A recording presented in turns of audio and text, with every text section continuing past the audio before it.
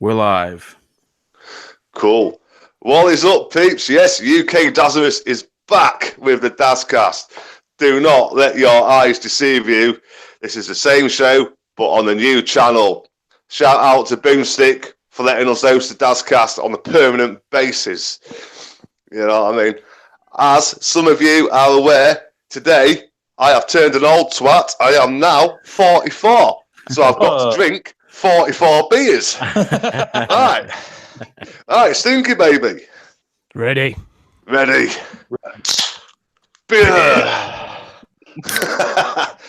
There you go. I cracked mine already. You fucking lightweight, you're fired. You know what I mean? All right, before we start the intros, I'd like to give a massive shout out to the community who's wished me an happy birthday. I've been overwhelmed with DMs and shout outs on Twitter. And a special shout out to BoomStick, who donated $50. Well, not donated, gifted me $50. And to Charky, who I raced the Forza Community Challenge with, he gifted me 12 months fucking Game Pass. How cool is that? Sweet. You know what I mean? So I'm an happy boy today. The wife didn't get me fuck all, so that's made up for it. Yes. Damn. I'm joking. She's giving me the money tomorrow because she don't get paid till morning. It's fell fucking awkward, you know what I mean? Right, let's get on with intros. We'll go with Boom first. How's it going, bro? Well, listen, first of all, great to be here. Great that you and I teamed up to do the Dazcast and continue it on the channel. We're looking forward to a lot of success. Of course, happy birthday, and I can't wait to get on with these topics. Thank you very much, Boom. All right, we'll go with the next full-time new member, Indie Gamer. What's going on, man? Hey there, bro. Great to be back on, and thanks so much for having me on as a full-time member. Absolute honor. Happy birthday to the main man himself. Absolute cheers, legend. Man. Oh, Indie, the fucking check hasn't gone through yet.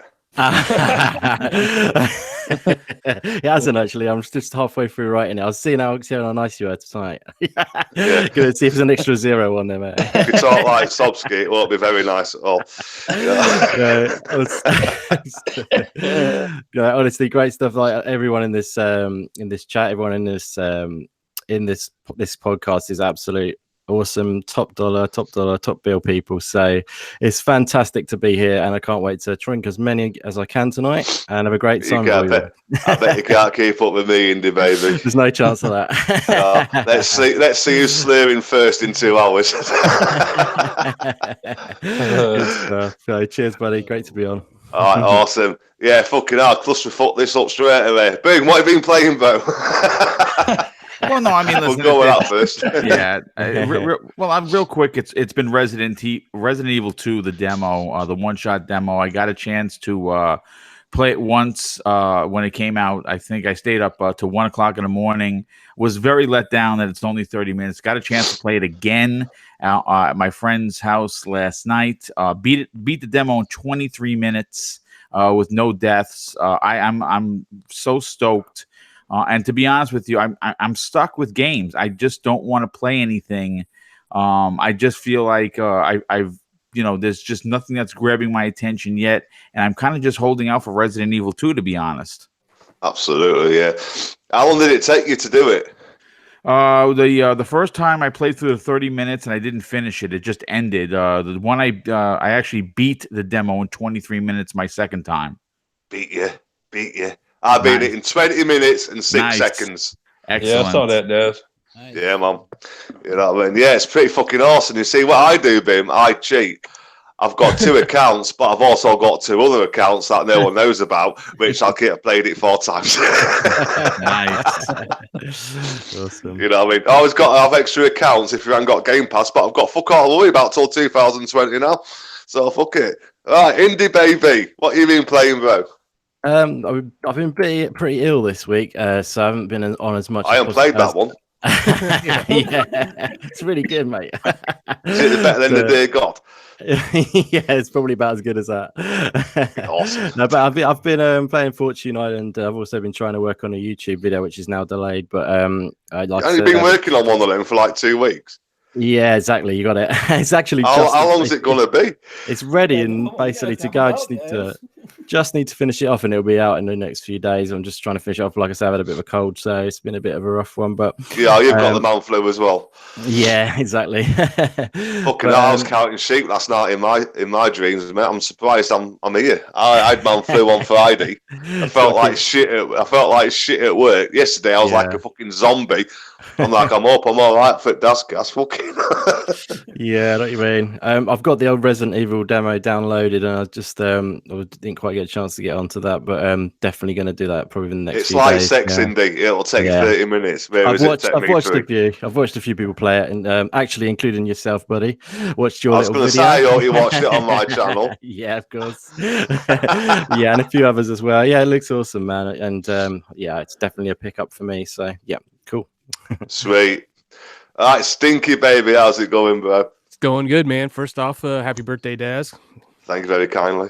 Yes, glad we got a new place to have the Dazcast continue on. So, yeah, it's fucking great, and hopefully you'll have many more great birthdays. Yeah, I hope so too. I hope this isn't my last one. You know what I mean? What have you been up to, man? What have you been playing? Shit, really haven't been playing a whole hell of a lot.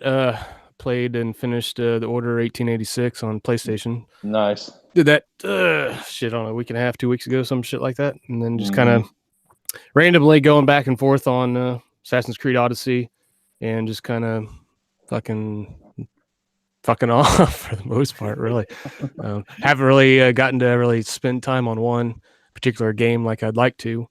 Just been trying some here and there. Tried the Resident Evil one-shot demo a couple nights ago. Didn't finish it. I can't remember what spot I got. I got like stuck or something, and I just got caught up with watching Supersonic Station do some streaming, so I never went back to it. So really, that's about it, really. Cool. Monkey baby. What's up, Daz? Happy Fuck birthday, it up. brother. It's been a while, brother. Been a while. Yeah, that's man. Yeah. Hold on, let me press my wire down so I've got both ears working so I can hear you properly.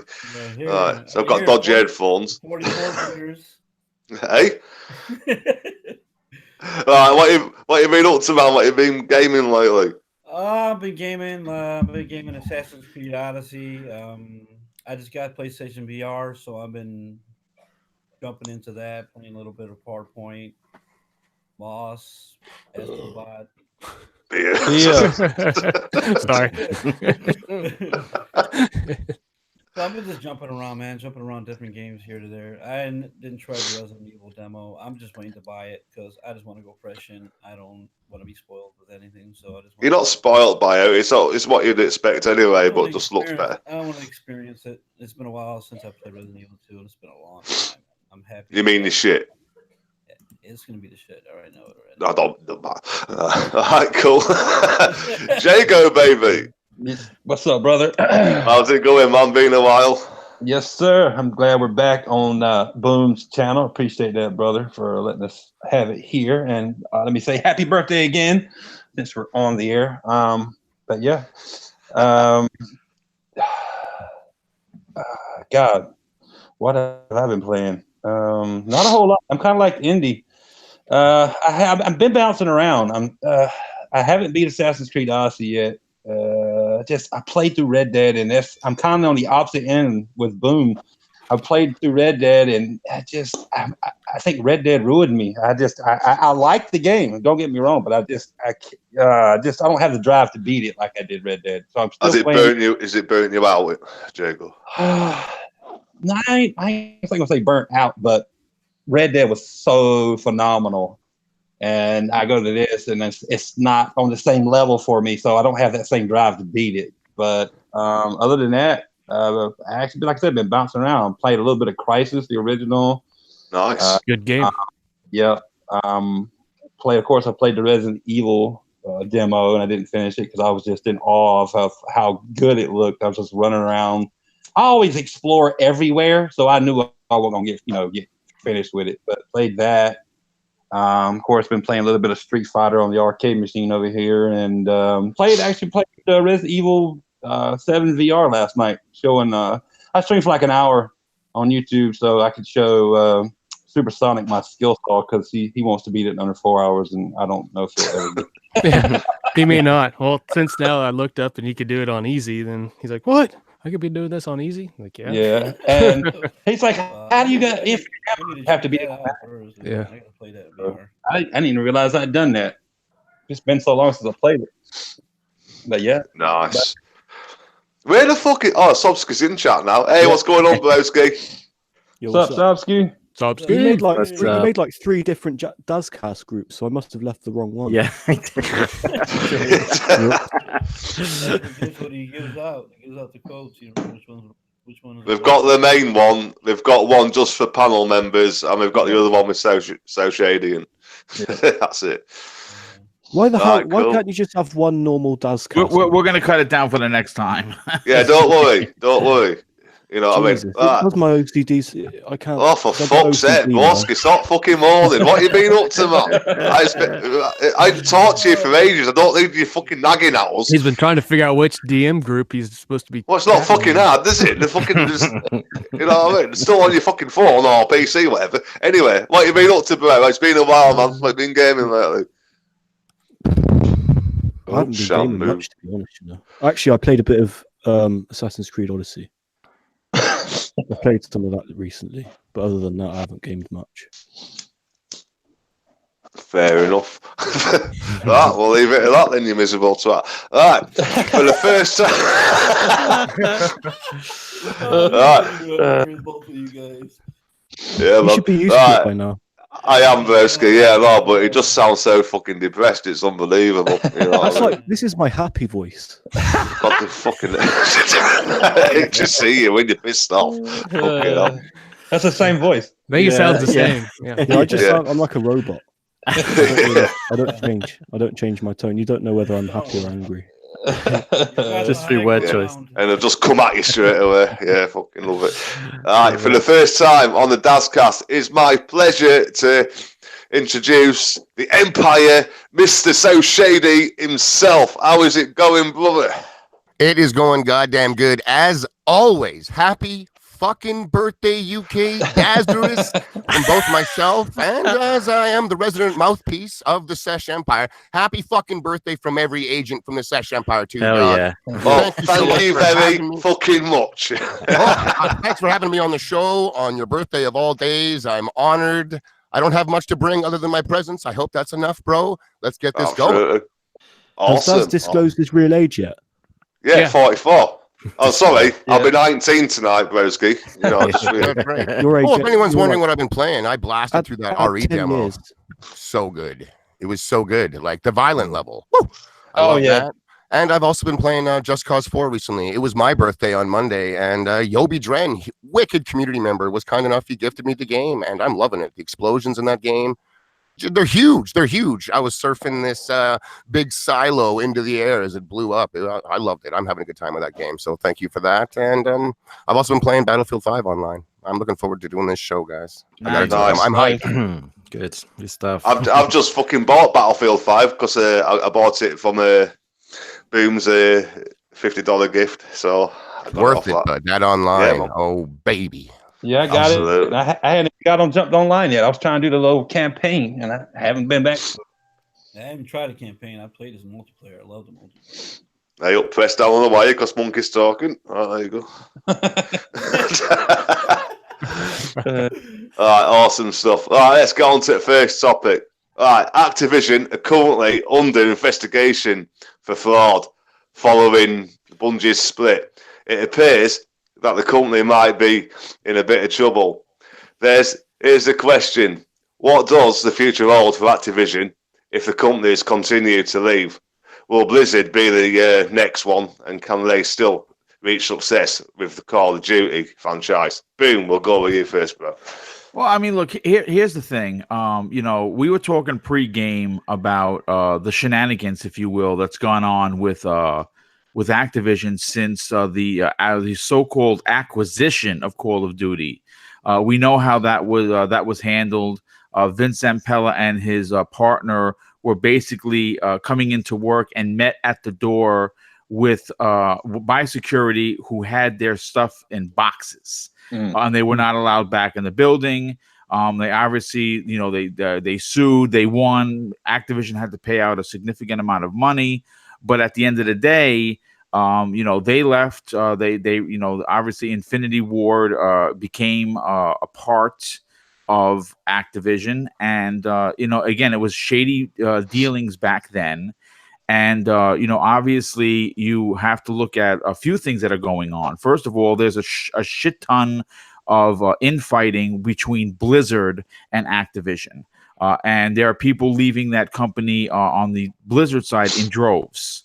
And now we have the huge split from Bungie. And to be completely honest, it's probably the best thing to happen to that company since maybe the inception of the actual company. I mean, yeah, sure, they left Microsoft, but they didn't leave on bad terms. They wanted to do their own thing. Microsoft allowed them to do it, and they moved on.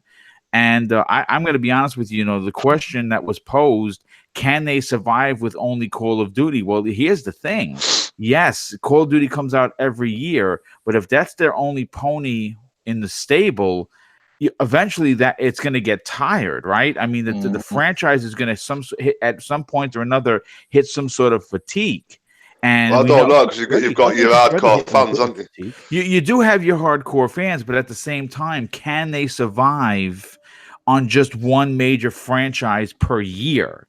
I don't know. I don't know. It's the same like FIFA. It's not the same, but like FIFA and all that sort of shit. You've got your certain players that just have a console for that game. It's you true. Know what I mean? Yeah. But you never know. Shady baby, what's your thoughts on this, man? Well, man, Activision, I gotta say, like, EA gets voted worst company in the world year after year, not just in the video game industry, literally in the world, which is insane when you're asking me. That just tells me that a lot of gamers vote in whatever poll this is online, because, my God, there's no way EA is the worst in the world. And I've always felt Activision's way worse, to be honest. I always did. They're one of the last companies, I thought, the last big one that still does, map packs for their multiplayer games, season passes for their multiplayer games. EA dropped the practice. Microsoft dropped the practice. Ubisoft, they still sell the stuff, but over time it ends up being free. So they've kind of at least toned it down. So it's just Activision doing it. And like Boom brought up, the way they treated Vince and his partner for creating COD, they owed them millions of dollars, millions and millions. And instead of paying it out, it was you're fired, get the hell out. And they had to go through legal means to get what was owed. That's unfortunate to see. So like, I'm not cheering any of this on at all, but it's not good to see this kind of thing go down with one of the titans in the industry, especially when it's nasty behind the scenes, corruption, fraud, bunch of frauds working at Activision. But like Bungie getting out of there, I think was one of the best things that Bungie could have done. They were never owned. They're not owned at all by Activision. So it's different with Blizzard. Blizzard and Activision fully merged. Yes. They're one company now. Yep. So, I mean, I don't think Blizzard can ever leave. Whatever happens to Activision now happens to Blizzard. Those two are, in bed together, if you will, forever because of what they did together in the past with the merging. So I'm not sure with that. There's been a lot of big top execs leaving, which is always not a good sign. At least it shows that something's being swapped around. Didn't they just fire their CFO because he was job hunting over at Netflix on vacation? Yes. Yeah. So, whatever that was all going on around, there's just a lot swirling around this company right now, right? Outside of the Crash Bandicoot and Spyro remakes, they've got Call of Duty, which is undeniably a monster. And it has showed no signs of slowing. Gaming itself is getting bigger and bigger, not smaller and smaller. And with the cloud gaming coming out in the next year or two, I mean, if Call of Duty sells 20 million now, it's just console and PC players. How many could it potentially sell when it's opened up to any device, quote unquote? It goes from 20 to 60 million.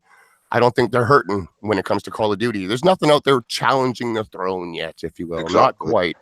So I think they're safe on that. I've always wanted them to make more games. I was bummed out when they stopped making the Transformers games. Maybe that was a licensing thing. I don't know.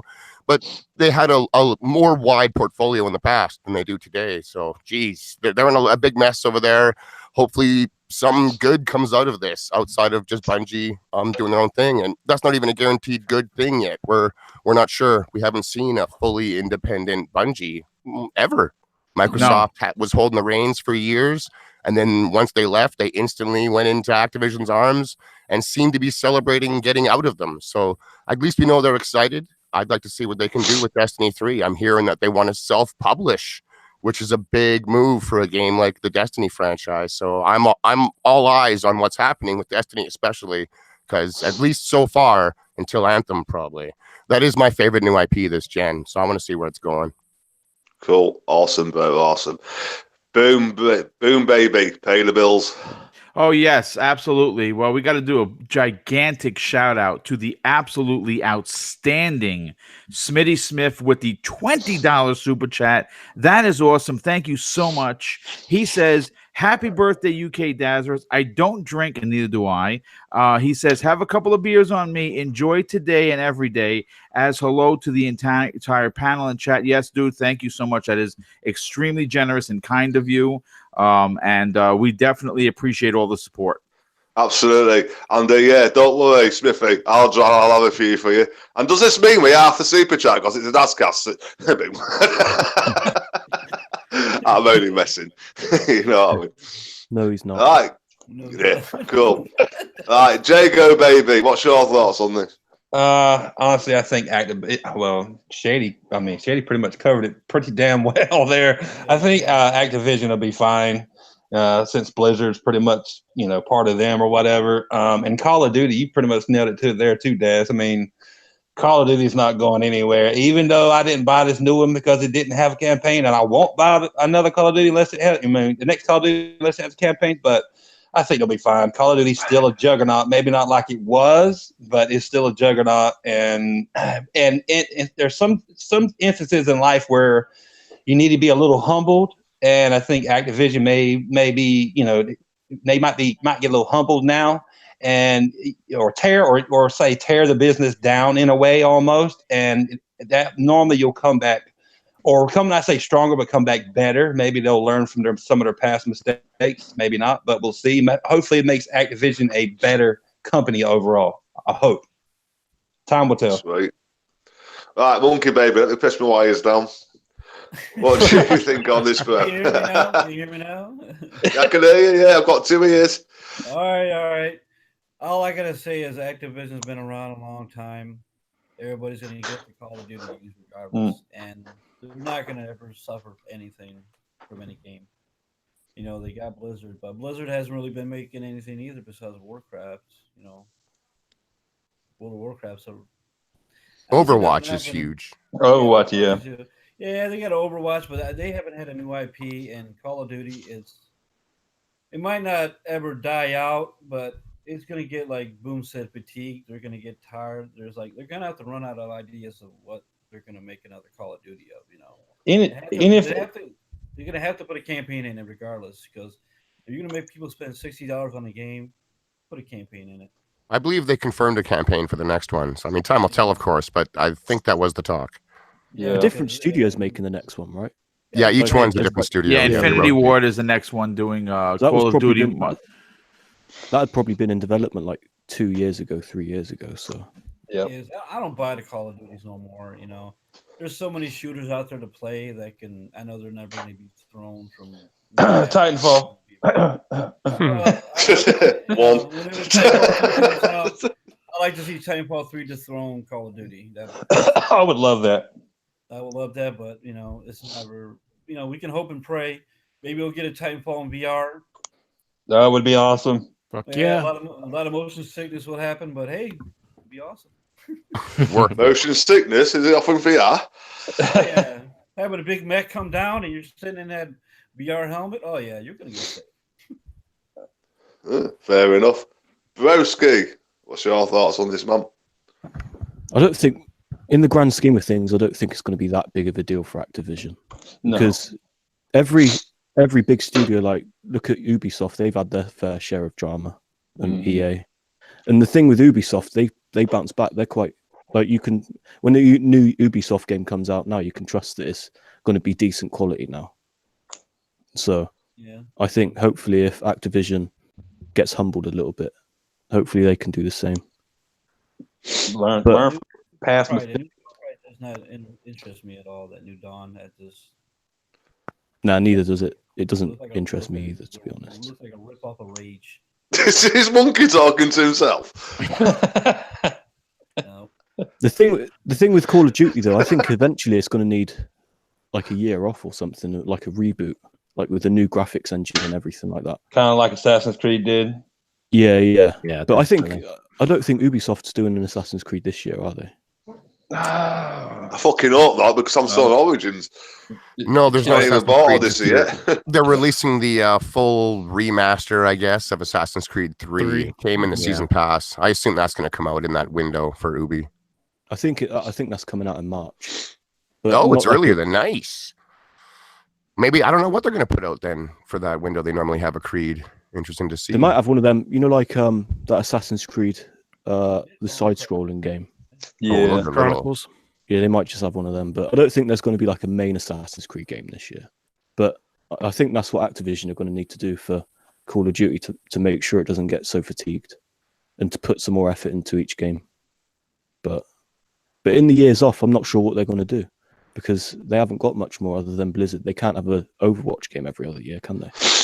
no, So not how they set up Overwatch.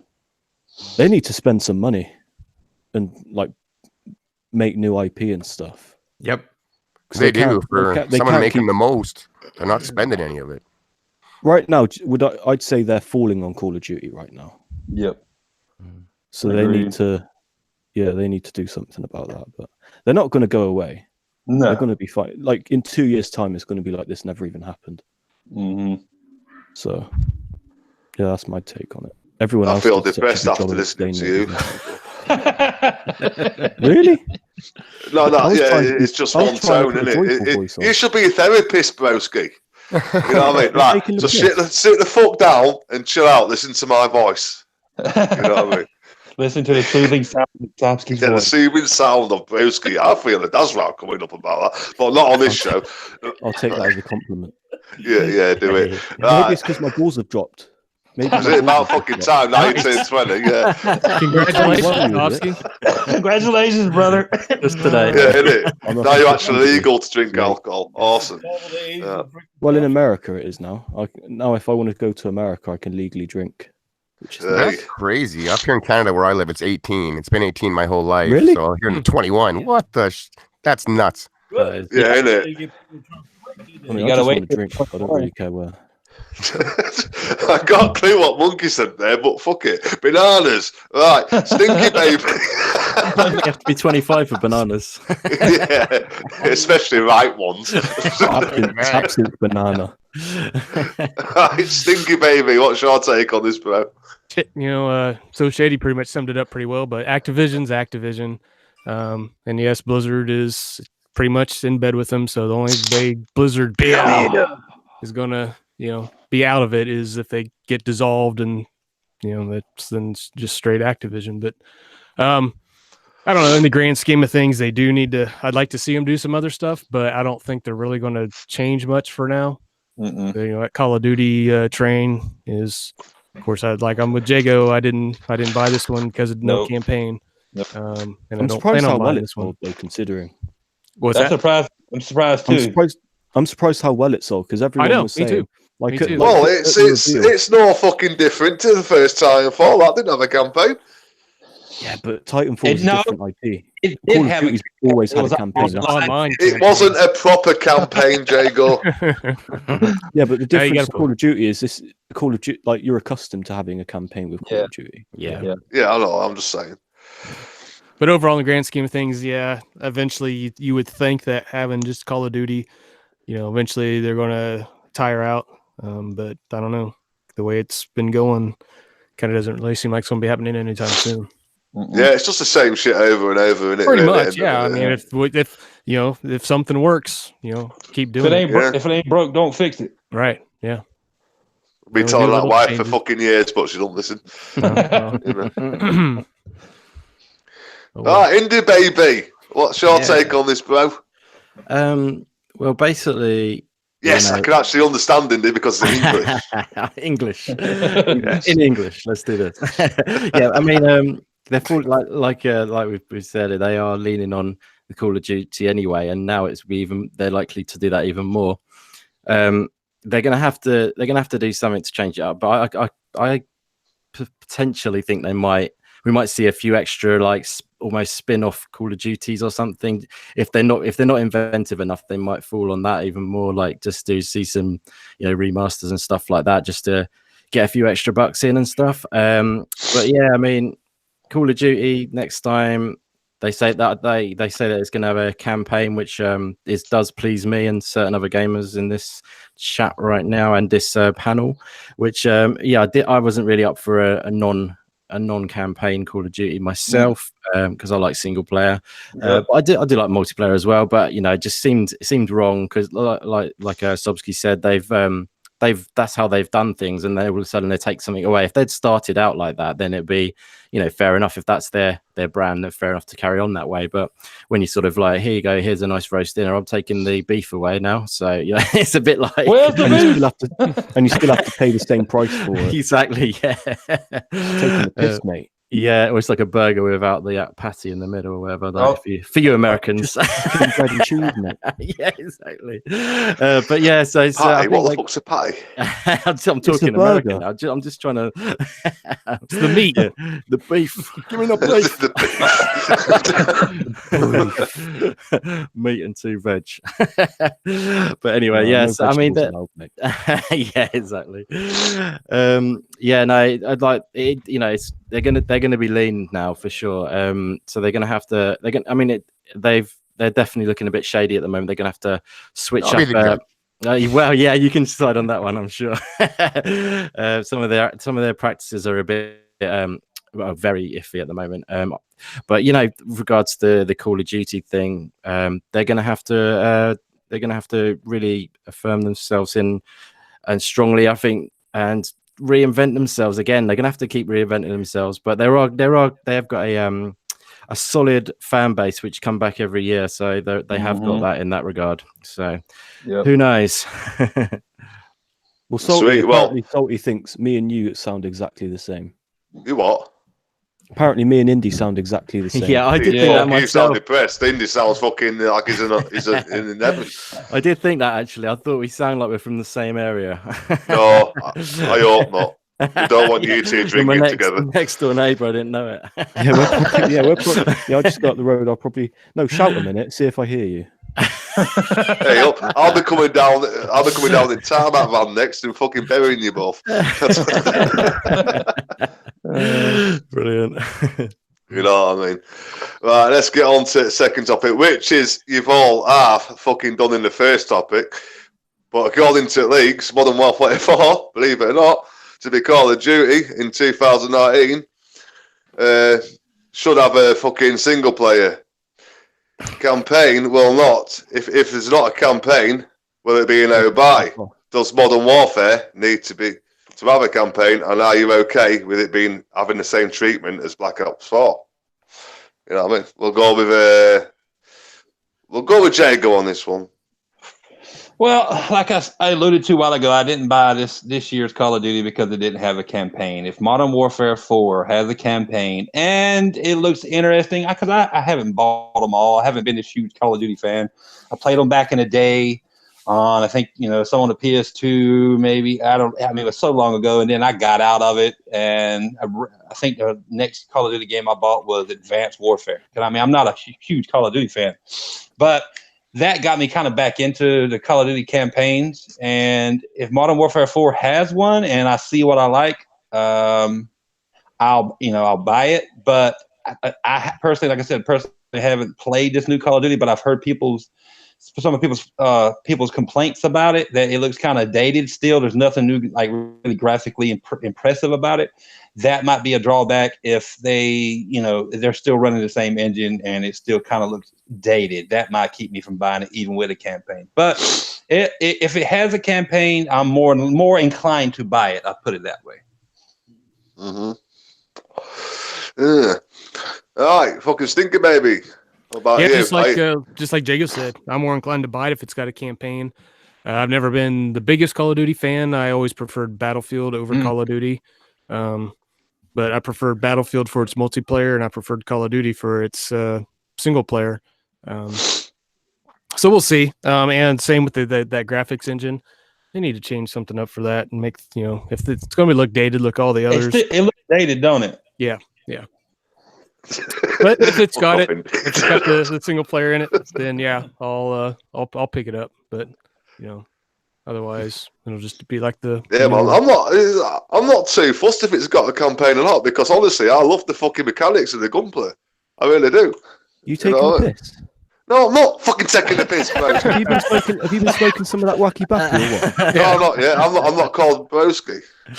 I don't smoke. I'm not called Broski either. That's what you call me. Sobski, whatever. I don't smoke that shit. I shouldn't really say that because So Shady's on the show. I just enjoy a good campaign. For us older guys that grew up playing, on the Genesis and Nintendo and hell, the original PlayStation and the 3DO. All you had was, or for me at that time, and it was with the 3DO. Still all I had was the campaigns, and campaigns where it's at for me. I always play through the campaign, even if a game has multiplayer. I will always do the campaign first to get to learn the mechanics and get the lore. Story, so I more understand what's going on, in the multiplayer, or have some kind of basis to go off of. What's all this bendy shit in chat? They're talking about you, Daz. Absolutely no idea. Monkey Baby's the one that's bendy. He's got the bananas. Right. That's the gymnast in his part time. Yeah, I'm too old for that shit now. No, he's just now he's a personal trainer. Yeah, whatever. Right, Boom Baby. I know it's not a no buy for you if there's no campaign.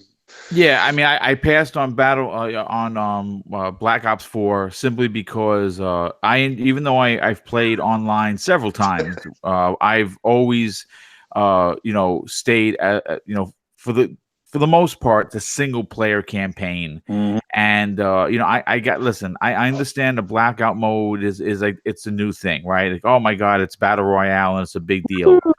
But at the same time, you're still, in my opinion, getting cheated. You're asking us for $60, and normally again, battle royale is nothing special. It is simply a mode. That's all it is a mode. And you're asking me as a consumer to give you the same 6501 that I would pay 2 or 3 years ago, where not only did I get zombies and online and everything else, but I got a solid 8 to 12 hour campaign that had big explosions and everything in there. Basically like a Michael Bay movie. Yeah, pretty much. Yeah, and I really enjoyed that part of the Call of Duty, and I very rarely touched the multiplayer. So this, to me, is a double-edged sword. Yes, it's successful, but at the same time, it's also very thought-provoking, if you will. Please, with the phones, lower your phones. Fired. Fired immediately.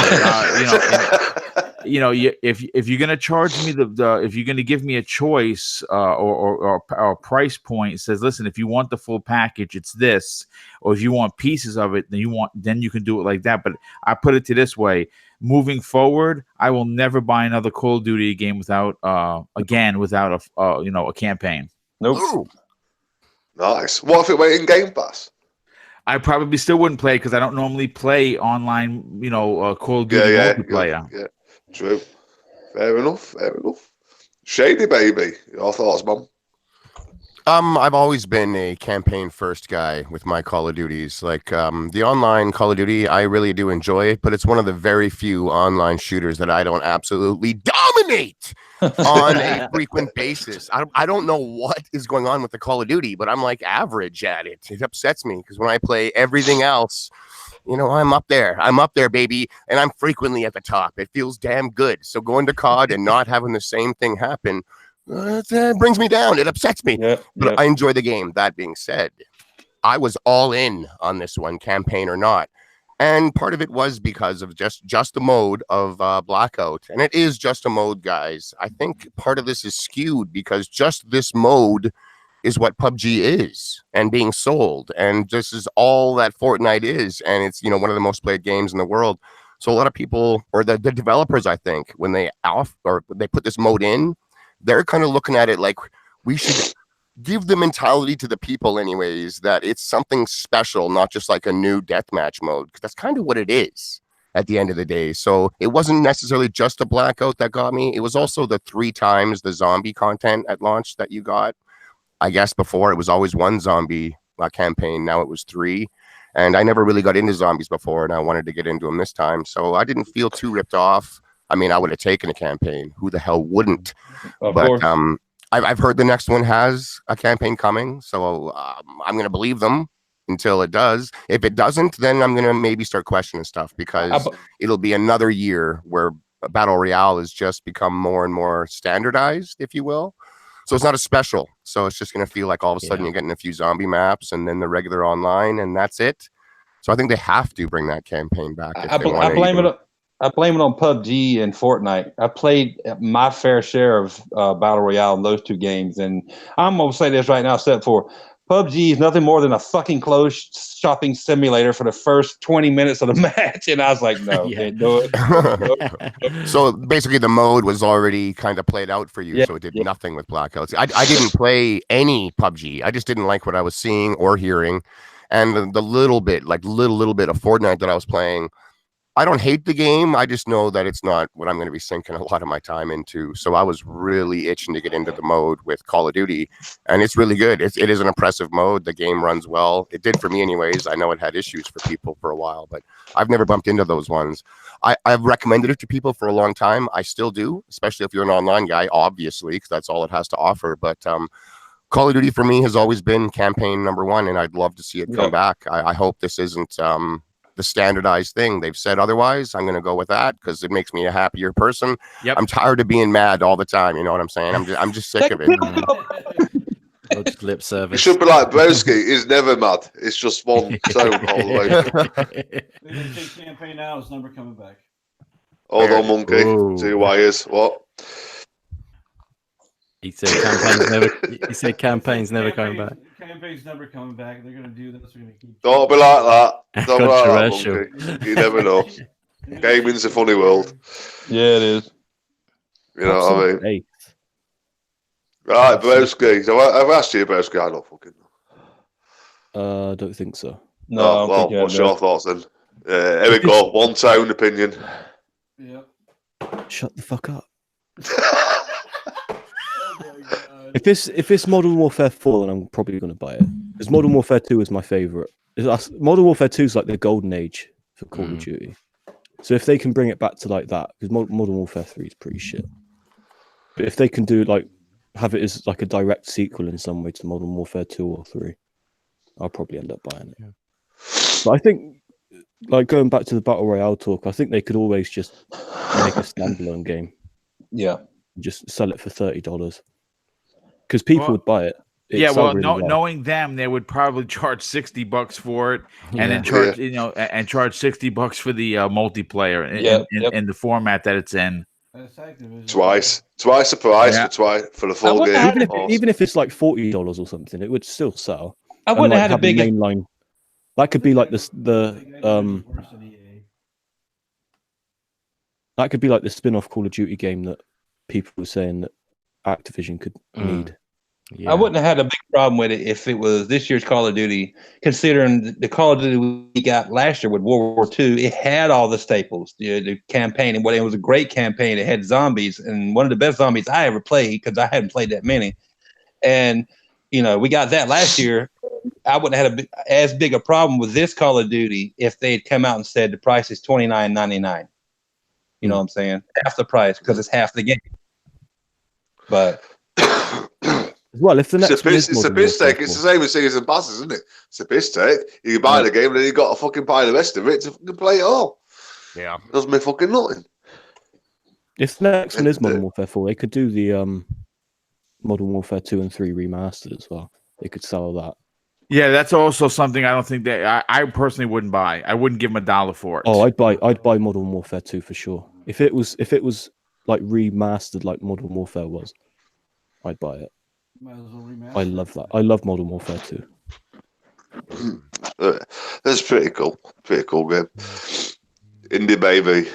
Yeah, I mean, I definitely want to see the return of the campaigns for sure, but I don't want to just see a half-hearted, there you go, as a campaign, a couple, like 4 hours, take that. You know what I mean? No, hell no. That's the thing. They might start putting less effort into the campaigns. That's it. Yeah. I mean, the last one wasn't brilliant, was it? So, that's probably the trend. That's what the fall off of it, isn't it? And that's why we ended up with nothing for this time around.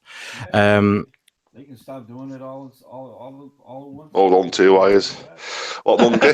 Yeah, they might do like a la carte style, like, do you want zombies for this? And get your side salad. Why are we doing so many food references? I don't know why. I don't know. You sound like Mooch.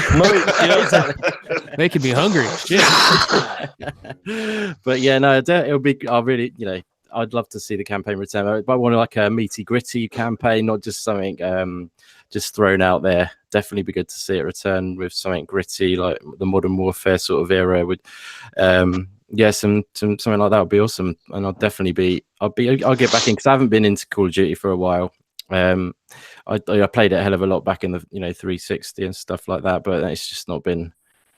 I did get like Black Ops 3, but I didn't really get on with it too much, to be honest. That was the last one I got, so it's kind of definitely bring it back for us. Come on. Do it. Yeah. Well, I think obviously they know all about the publicity and that. If we don't make a campaign back in the next one, there's something fucking wrong. Yeah, that's right. Yeah, definitely. You know what I mean? Oh, before we go any further, Crazy Greek dude in the chat, I ought you been back on that Forza, baby, because you said if anyone gets under 58, they're cheating. Well, I got under 58, and I've got fucking video proof of that on the Forza Community Challenge, baby. So you've got like 14 minutes to beat my time. Off you go. I bet you got your wife to do it. Of course I did, broski. I don't let anyone touch my Xbox. You know what I mean? Right, have I got everyone on that topic? Yes, I believe so. Yeah. Yep. Cool. Right. Game Pass continues to impress. 2018 was the service breakout year and appears to be on a non-stop path to becoming the standard in gaming. For $10 a month or $7.99 in the UK, how can you go wrong? Now, Sony is looking to cash in on the same kind of success that Microsoft have been having. If Sony is to offer this service with all first-party games day one, would you sign up for the service? Boom, we'll go with you first, bro. Well, I mean, listen, here's the thing. Like I said in the notes, a lot of people don't remember this, but back in 2013, they purchased Gaikai for $380 million. And they never made that money back. That is proven fact. That isn't just my opinion on it. That is an absolute fact. PS Now has been a failure, regardless of however you want to slice it. Yeah, sure, you can download the games to your hard drive now, and that's great. But the biggest problem with that particular service is the pricing. Because normally it's, I think, $20 a month, or you can buy the whole year for $100. But like last night, I was at my friend's house and we were playing a little bit of it, and he didn't download them, for obvious reasons, because you only have so much hard drive space. But everything had a stutter to it, and he tried playing Mortal Kombat, and they were pausing in midair, and obviously, with fighting Twitch mechanics, you can't have that. And what's more unimpressive about the PS Now service, very simply, is that the game choices were absolutely horrendous. I mean, out of the 100 or so games that I actually recall seeing, there might have been maybe 10, maybe 15 that I was like, oh, okay, I haven't played that in a while. I'd like to give that a shot. Now, here's the thing. We all know that gaming is going digital. We all know that Amazon and Google and Sony and Microsoft, they all want to get into this digital streaming business. Microsoft appears to be the only one who has everything in place. We've heard, obviously there was a story that broke about Verizon having a gaming a gaming service now that's going to have PlayStation 4 games on there. But that's still in the testing ground. So listen, I'll put it this way: if Sony ever had a service like Game Pass, for me personally, that gave me all of their first party games day and date, and they ran the way they're supposed to run, I would be in on that service. But again, it is Sony. They are behind the 8 ball here. They're behind in technology. I don't know if we're going to see anything like this until maybe the 2nd or 3rd year of the PlayStation 5. So. Wow. That's fucking awesome. Fucking hell, too. Jesus. Jago, baby. Well, this is it's a hard question because it all depends on. For me, I was thinking about it. It depends on. I try to buy because I have a PlayStation. I have an Xbox and PlayStation. I've always had a PlayStation and an Xbox. But I lean more to the Xbox. I'm more of an Xbox guy. And don't get me wrong. This past year, Sony had every exclusive. Every exclusive they came out with, I bought pretty much. But it also depends on the year and their first party franchises that they would release. I can't say honestly that if I would buy. I can't say I would buy into a stream or a service like Game Pass on Sony's side for their first party games because, like I said, it depends on the games they're releasing. I may not give a shit enough to about certain titles enough to buy into their Game Pass. Yeah, well, it's not just that, is it? You're paying for subscriptions on another console, and then you're going to do it again on another console. Yeah, you know what I mean? That's my thing too, because I'm not made out of money, and I would rather put my money towards going to subscriptions like the Game Pass or the game or the Gold Xbox Live Gold. It's like I don't even pay for multiplayer or be able to play multiplayer. What is it? PlayStation Plus. I don't even pay for that on my PlayStation because every time this year I've turned it on, it's been to play Spider-Man. There's no multiplayer. It was play God of War. There's no multiplayer. And I didn't give a shit whether there was or not. And what else was there? I can't remember. But you see my point. I would be wasting my money even for the PlayStation Plus. So it would take a really, really like even more bangers than what Sony had this year, first party wise, for me to buy into their Xbox Game Pass type of service. So I mean, that's a hard question to answer. Yeah, true. All right, Monkey Baby, hold on, 2 wires. Off you go. Yeah, hold on the wires here. Can you hear me now? Yep. Yeah. All right. What you guys saying about the Game Pass, right? And PlayStation Now, right? Basically, I can sort of hear you. I think he's joined Witty on the moon. Oh, for fuck's sake. No, the universe of the world. No. Can you hear me now? Well, you sound low, dude. I don't know what the deal is. Yeah. It's like you're at the other end of the house. I don't know. I got my mic on. I got a brand new mic. You can't hear me? Put it closer to your mouth. Is there like any option on your mic that you can turn your volume up and shit? Oh, yeah. My headphones silent. We'll just try and listen. All right. I'll try to say something. Maybe you can hear me. Why don't you shout?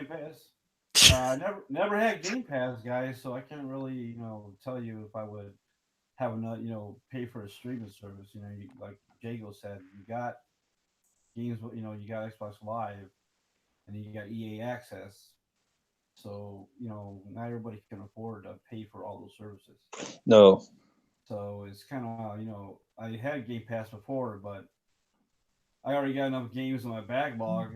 It's hard to say I want to go and play another 100 games that I probably won't ever have time to play. I understand that the first party games are in there from Microsoft, like Warzone, Crackdown, and Sea of Thieves and all like that. But the majority of those games I already got them already. So yeah, I must admit, since I've had Game Pass, I've fucked EA Access off because there's only so many games. and they come up on deals with gold, which you can get them for next to no anyway. So better. Yeah, and it's, why it has so many services where you can buy games on, with your gold and get discounts and everything. Even though EA is still a tip-top service, I've just chosen not to do it. You know what I mean? So I'm not bad-mouthing them or anything. I'm just saying that I don't need it because I've got Game Pass. Game Pass is just smashing it so big time at the moment. It's just. Yeah, I know that people say that Game Pass is great and they say that PlayStation Now is better. You rather pay $100 a year when you don't really give an option to how much your option to pay. That's one thing PlayStation sucks at now is that you don't get that option like on a Game Pass, like you get $1 per whole month. PlayStation wants you to pay in a big increment. They want you to pay that whole $100. So here, there's no monthly on PlayStation. Yeah, there is $20 a month. Yeah, $20 a month. Yeah, yep. Jesus, they can fuck right off with that. Yeah, fuck that. I'm glad I'm only Xbox. Jesus Christ. Bloody hell! EA Access is $20 for a whole year. Yeah. Oh yeah. £20. Yeah. Wow. Yeah, so why would you bother even spending the extra money for all these? That's a good point, Monkey Baby. That's a good point. Game Pass, you're set. You don't need nothing else, dude. $20 a month. Like I said, it would take even though how good the PlayStation's year was in 2018 for exclusives, it would take twice or triple that for me to buy into a Game Pass type subscription on the Sony side, because I mean I don't even have maybe 12 friends on the PlayStation. When and it wouldn't be worth it to me. So they'd have to have a phenomenal, like twice or three times as good as this year for me to even. I want to just burn some money and just spend fucking $100 where I barely got 50 fucking people on my PlayStation. Yeah. Yep. All my friends are on my. So I rarely play on my PlayStation unless I'm playing VR or playing, whatever exclusive titles I have. That's what I got on PlayStation. Right, cool. I ain't got a clue what Crispy Baby's on about in fucking chat, but anyway, there you go. Right, so Shady Boy, what's your thoughts on this, man? I'm a huge proponent of Game Pass. I absolutely love the service. I love it. Me too. Yeah, PlayStation, not so much. I mean, for one, I have zero interest in playing any multiplat at all on PlayStation. I will not play them over there. I don't care. So it's only the exclusives for me, and there is very few that Sony releases that I'm into. So if I were to use the service, I would hop in for the month and play and beat the game, and then I would cancel it. Yep. $20 is still steep. Steep, damn it. It is. That's expensive as fuck. That. Yep. In comparison, like I hear there's like 600 or 700 games on PlayStation now, but they're mostly like PlayStation 2 games and 1 games, and there's a lot of PlayStation 4, but not the greatest. Like I said, anything multiplat means nothing to me anyways, and I'm not interested in old Sony games either. No. So it's very limited what they have to offer in there for me. So I sure as hell would not be a month-to-month subscriber. No. I would hop in every now and then, play what I wanted, then hop out. They gotta put those games on backwards compatibility. Oh yeah, it's that cell processor in the third one, PlayStation 3, that they have real big problems emulating and stuff. So they kind of did it to themselves by trying to reinvent the wheel with that cell processor, if you ask me. It sucks as a fan, if like anyone out there, PlayStation fans, looking for all that PlayStation 3 back compat. Good luck. I'm not even sure next gen's going to bring it either, to be honest. I don't know why anybody would play any third-party games on the PlayStation or the PlayStation 4 Pro. If you have, like one of your saying, Shady, if you have freaking eyeballs, you can see the multiplats look way better on the fucking Xbox. That's not even why I play on Xbox. I play on Xbox just because I enjoy the brand. I enjoy the controller. Like I like the achievement system more than the trophy system. So like those are the real reasons. So the fact that the X does what it does for me personally is just like a huge bonus. Whether it came out or not, I would be an Xbox guy, right? That's where I was going with that. I mean, it after all that, their online, their infrastructure, everything, most of your friends are there. The third-party games just look better on the X. Oh yeah, it feels good. It feels good having that power with the HDR turned off. Right. It's like I'm not here for that. That's all. No, Microsoft did every little thing they did in the system.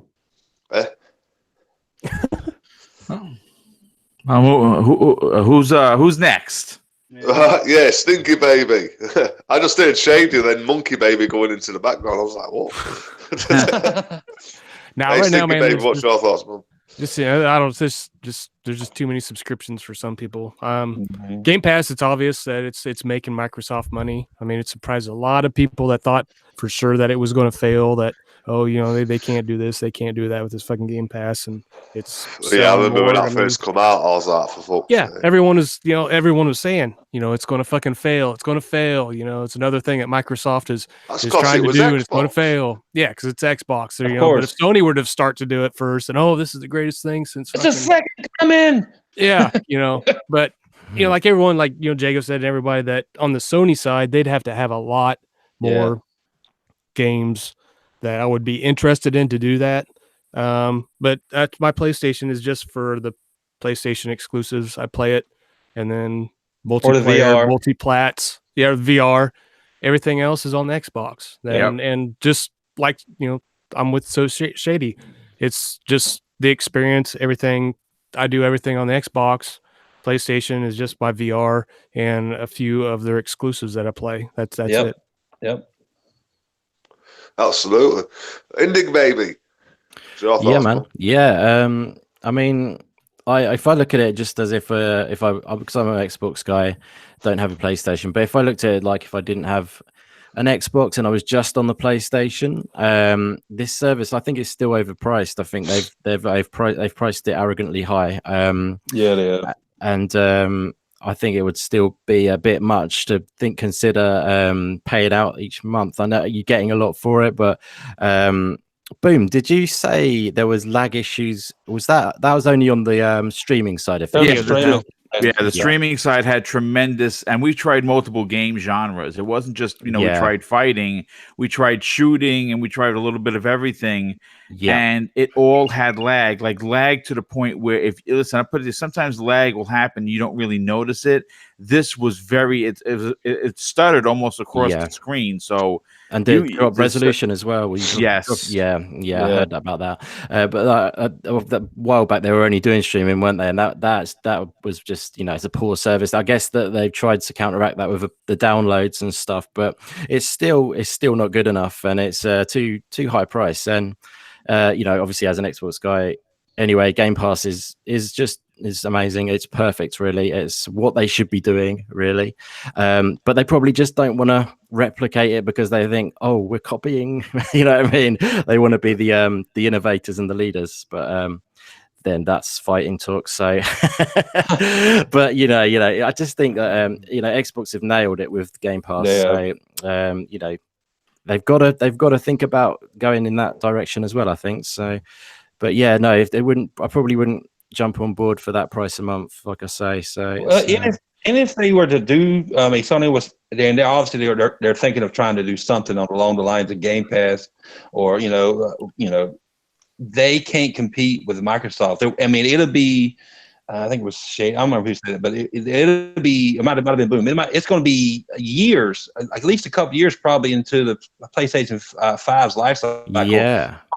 Before they get their infrastructure anywhere close, exactly. Close to where what Microsoft can do with a streaming service, or because Microsoft has been in the business, been around since I was a kid. I remember playing on black and white screens in the old school computer labs when I was like 8, and Microsoft Dinosaur Edition was on there. You know what I'm saying? So, Sony's way behind when it comes to like streaming and anything that's pro consumer. Let's put it that way. Exactly.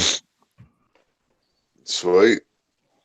Right, we've got some Jump Force news. Boom knows a lot more about this than I do, so Boom, take it away, bro.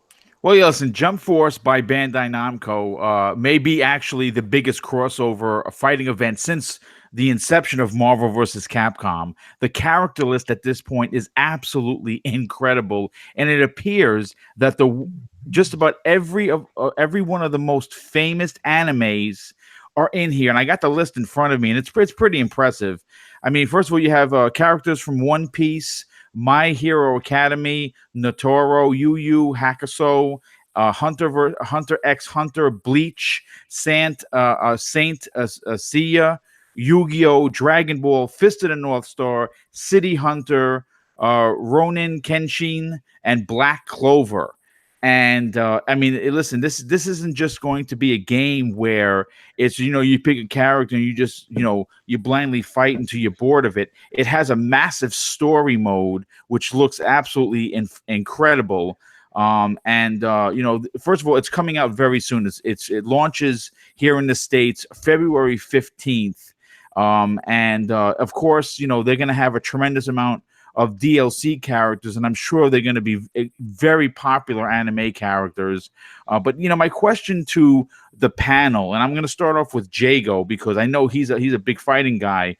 Is this game, as big as it is with all the anime characters that they're putting into this, a day one purchase for you? Well, no, but that's the only reason because is I'm not a super huge anime fan. I know I get all the boos on now, blah, blah, blah. Fired. I just, I don't know, man. I tried to get into like animes, when I was younger. And the only one that I really got into was a movie called Ninja Scroll with Jubei. Fantastic, yeah. Still one of my favorite animes of till this day. But if I wanted anybody, since I don't, I watch the Street Fighter animes and stuff like that, but I'm not a huge anime person watching them. If I could have, I missed half the question, Boom. But anyway, if I could have anybody in Jump Force, it would be Jubei. But I did play the demo that was 2 months ago. Yeah. Shout out to Jago Kazama on Twitter. He hooked me up with it. I just out of the blue. Was it good? Oh, dude, for me, I know Naruto, how you pronounce the name, and I know, I watched Dragon Ball Z. I did watch Dragon Ball Z, so I know Goku, and there were some guys in there from, I can't think of his name, from Yu Yu Hakusho. So, I knew like half of them. Man, I did have a blast with it, and it looked phenomenal. It felt like I was inside the cartoon of, say, Dragon Ball. Wow. Yeah. Oh my God. If I was more into anime, it would. I love fighting games, but I love more traditional fighting games. Like Street Fighter, Mortal Kombat. Yeah. If I was more into that open world, the arena type fighting game, that would be a day one buy for me. Just because the beta or the demo, whatever they called it, was phenomenal. So the super moves in that game, holy shit! I almost like this is a one. I'm not shitting you guys. Oh my God, they were phenomenal. They were just over the top, crazy, like a anime is. Yeah. And he felt like I was I felt like I was in one of those cartoons, one of those animes. Nice. But no, it's still not a demo for me. But since I played the demo and it was really good, the hub world where you go into was really like basic. You could tell that was just like a work in progress. But the actual battles where you got to fight, it was nuts. So I'm probably gonna pick it up, but not day one. I'll wait till it comes down. But it'll probably be one of the first fighting games like that I will pick up because the demo was so damn good. Nice. And of course, next, our resident fighter who literally wiped the floor with me, Birthday Boy. Listen, you obviously are our resident fighter. You pretty much buy them all. But this one I think is going to have some legs. Usually these games, especially when you involve Goku and Naturo and the rest of them, it sells well. I'm expecting this to sell well. Is it a day one buy for you? Not really, Boom, because I'm more into my Mortal Kombat's like Jago and the Street Fighters and all that sort of stuff. So I will take a back seat on it. I'll keep an eye out what's going on and that. It's even like if you've seen my new intro, I've got Mortal Kombat, I've got Soul Calibur on there, amongst the other stuff I do. Yeah. That is the main games I will be playing this year. And Mortal Kombat. And shout out to Crispy Baby in chat who says the challenge still stands on the randoms in Mortal Kombat. I play as Scorpion how many fucking times? It's gonna happen again, and the conversation's gonna go on again. Yeah, you know, Jesus Christ, Cindy Baby, you know that fucking Retro Renegades conversation. Fucking mental, man. Anyway, yeah. And funny thing is, Crispy Baby shouted me out on Soul Calibur, which I've bought, and you won. Is that because she's scared? Because I'm 2B all the time. Or what? You know what I mean? But yeah, Boom. I'm going to take a back seat. I'm going to see how it goes. And if it takes me fancy, I'll pick it up. Yeah. All right, that's fair enough. Stinking Corpse, I want to get your opinion on this, dude. Are you a fan of the anime? Any of these that are being added? And would you take a chance on a game like this day one, or you'll wait for a sale like pretty much everyone else? I'm not really a big anime fan.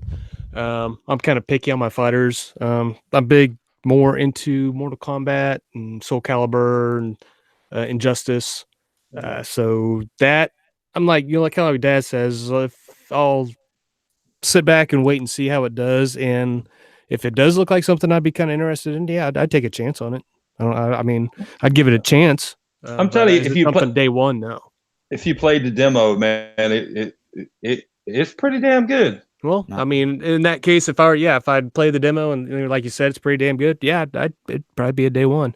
But right now, just without playing it and not really knowing much about it, I'm just going to sit back and wait and see how well it does before I think. No, that's fair. I mean, listen, especially if you're not, if you didn't see it, you would of course not run out and buy it. Right. The indie gamer, I want to get your opinion on this, dude. This is gonna be a big title. It's gonna sell very well. I believe it's even coming out on the Switch, if I'm not mistaken. And having 3 consoles to release a game like this that has fans all over the world, I think it's going to be a big seller for each one.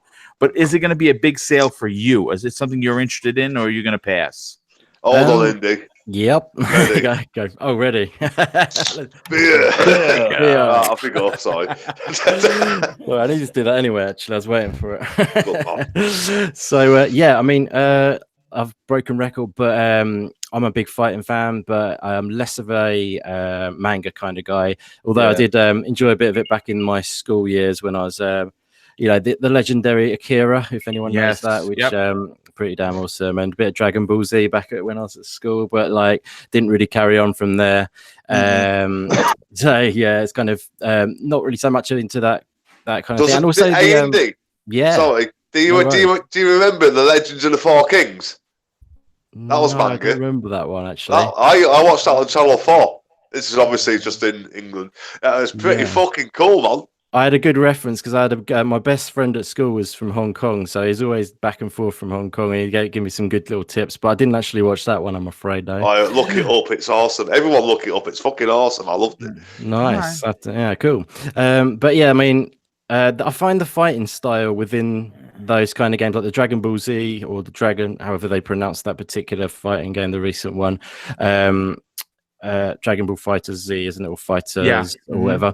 But yeah, that's I find it just kind of a bit loose. I find it sort of like, it's all up in the air. I like it be a bit more grounded, like Mortal Kombat style. You feel the fight, you know what I mean? You feel the punch hit. And like the 3D era of Mortal Kombat so much. Say again, sorry, buddy. So that's why I didn't like the 3D era of Mortal Kombat. Yeah, it feels soft. You need to feel those hits smashing. You know what I mean? You want to feel it. Cheap as well. Okay, that makes sense, dude. But it does look amazing at the same time.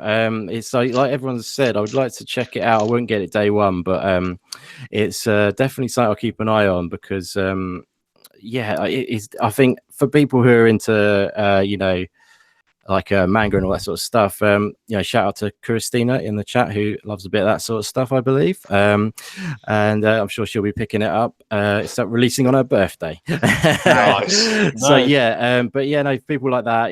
It's going to be big in like Japan and stuff like that. And it looks good. It looks really solid.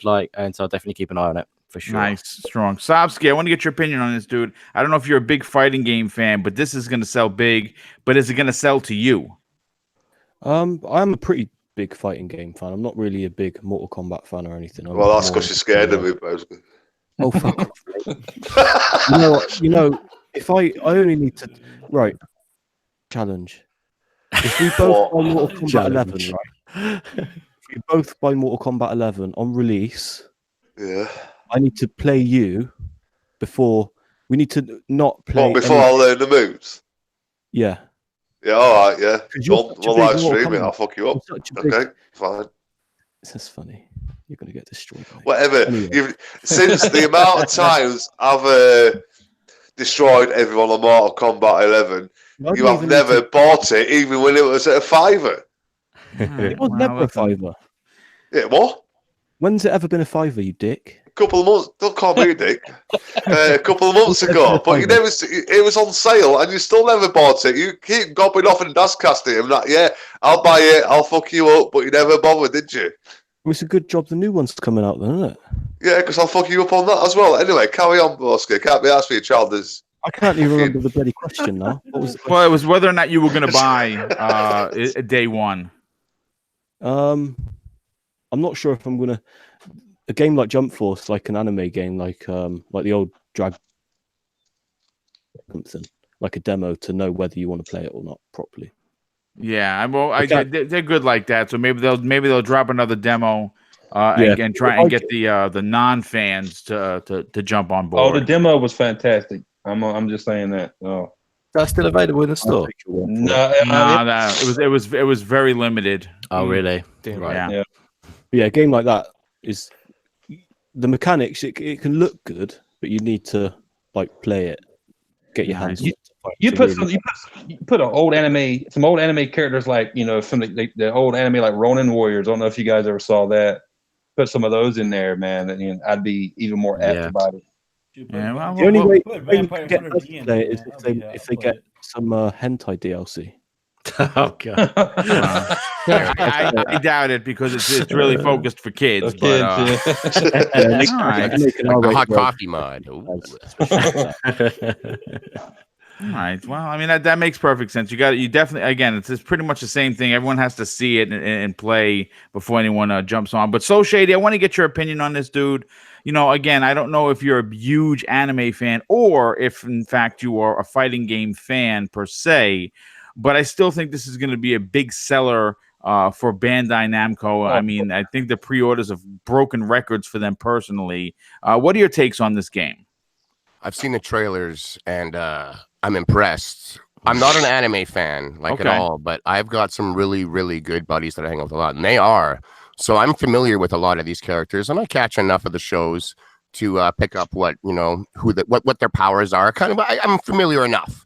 But when it comes to fighting games, guys, I don't know about you. I don't need to be familiar with them or even fans of them. Like, I didn't know who the fuck Scorpion was until Mortal Kombat came out, the first one. You know what I'm saying? So I'm down with brand new fighters that I'm unfamiliar with, even if they're established somewhere else. I love fighting games all the way back to those arcade days, baby. Sticking your quarters up onto the machines, waiting in line for your chance at the current crown. And when you beat somebody, it felt damn good. It was an awesome experience. I missed those arcade days huge. Actually, on my birthday, we went out to a bar here where I live that has about 100+ old school retro arcades. It was incredible. Yes. It was incredible. That's awesome. I loved it. But it's still. And how old are you, So Shady? I just turned 38. Bastard! I'm still the oldest. Yeah. So, fighting games, I'm all in, and I was really impressed with what this looked like. But my buddy and I, my game show partner, we just bought Marvel vs. Capcom Infinite and Marvel vs. Capcom Ultimate 3, which is in Game Pass. Yeah. So and now, thank you, So Shady. Now that's in Game Pass. Sorry for interrupting, but now it's in Game Pass. The online is dead. So if you all want to download it in Game Pass, come and join the fun, and I'll fuck you all up. Oh, there you go. I also remember back when, before the rise of the first-person shooter, if you will, that fighting games, man, those were the most looked at. Every new system had one that launched to show off the graphics. How real could these fighters look and move? It was all eyes on fighters for a long time. Fighters and racers, wasn't it? Racers and fighters were for the graphics. Yeah, that's right. The racers, And then fighters kind of waned for a little while, and I think they're coming back a little bit. For the last couple of years, they're really coming back. Killer Instinct is still my number one. But the original question, is this enough to get me to buy this game day one? Unfortunately not. And it's no fault of this game's at all. It's just the release window. It is so loaded. It's honestly more loaded than the holiday we just came out of, in my opinion. Yep. So, and also I've noticed that games go into sales and they have pretty damn good discounts sooner than they ever did. So I'm okay with waiting for this one myself, but I am really looking forward to get my hands on it. You won't be disappointed, Shady. Yeah, well, I mean, this will be $30 in a couple of months for sure. But last, it's certainly not least. Monkey, what is your take on Jump Force? My take on it is, like everybody said, I've never been an anime fan. I love anime movies. I just don't like the anime fighters. I like Daz. I like old Mortal Kombat, Street Fighter, Killer Instinct. Those kind of games. I'm not no good at them, but I love playing them just to have fun. All right. So I don't think the game, it's gonna sell for people that in Japan, they love that kind of stuff. Like I seen that collector's edition, man. That's a ridiculous price. I was like, wow, it was like almost $300 for it. Yep. Yeah, that's expensive. Man, it's like buying that Darksiders 3 collector's edition they had. It was like $300. Yeah, I'll definitely wait for that game to drop, and I'll check it out. Maybe it'll be a game I can might actually like. I actually play it. All right. Well, listen though. Let's continue on to the next topic. Take it away, Daz. All right, okie dokie, lemon cookie. Right, Arcade One Up. I've just dropped their new lineup of home console arcade machines.